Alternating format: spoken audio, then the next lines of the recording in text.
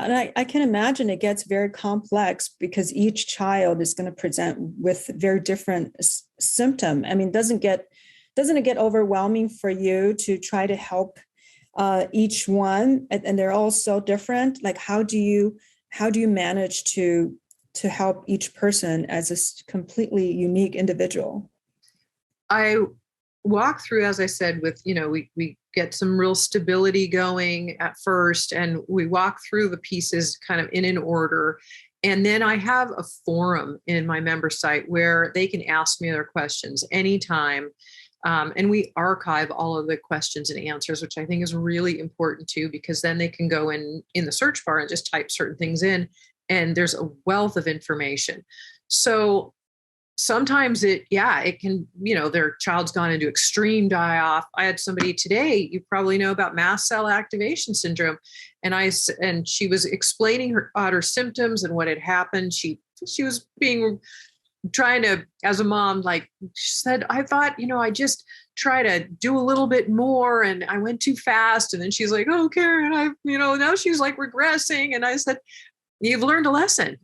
I'm like, okay, so now we're going to step back. And I gave her a whole PDF of some bunch of information on mast cell activation syndrome. I go through these symptoms, and it looks like to me, I think she has this going on.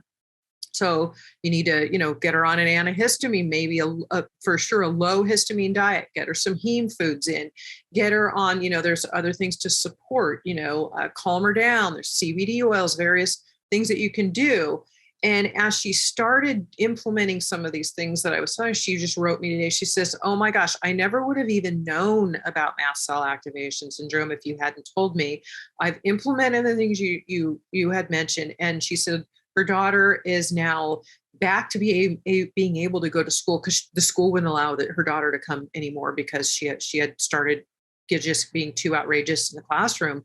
And it was all from just die-off, too extreme, too rapid detoxification, causing this whole, dysbiosis issue with the cells and something called mast cell activation. There are a lot of things that can happen. You can have PANS triggered, which is where the immune system starts attacking the brain. So you've got to be really careful with this. So I'm often troubleshooting with them what's going on, what happened to trigger it.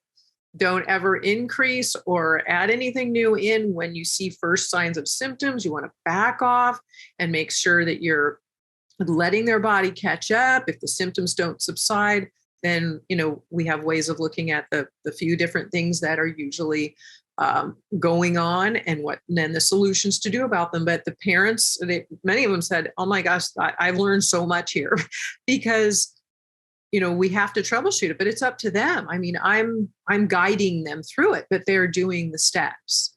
Yeah, that's so amazing, because I can imagine how overwhelming it is.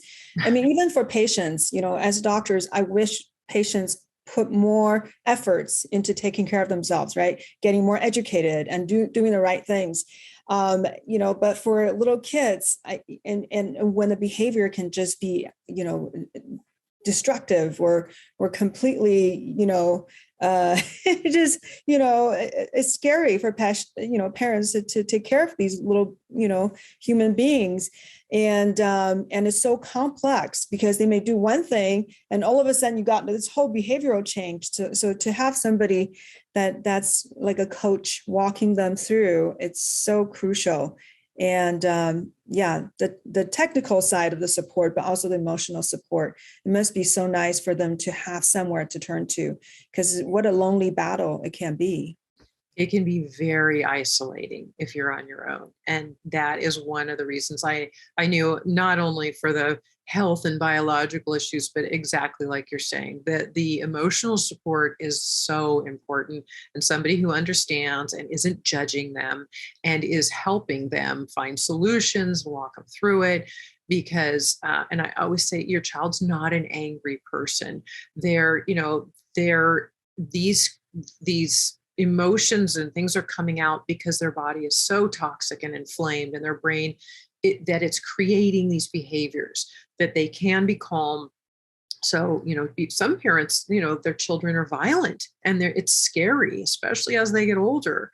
And, they really are so just grateful, especially when, they see them, wow, they're really calming down, because it's frightening. And then, for a parent also, the biggest concern really is, what is going to happen to my child, or who's going to care for them when they get older, and when I'm not around someday, so, you do all you can now to get them to their most independent, most healthy and fulfilling uh, place that they can be in their life. And, really just give them as much as you can while you're here. Yeah, Yeah. absolutely.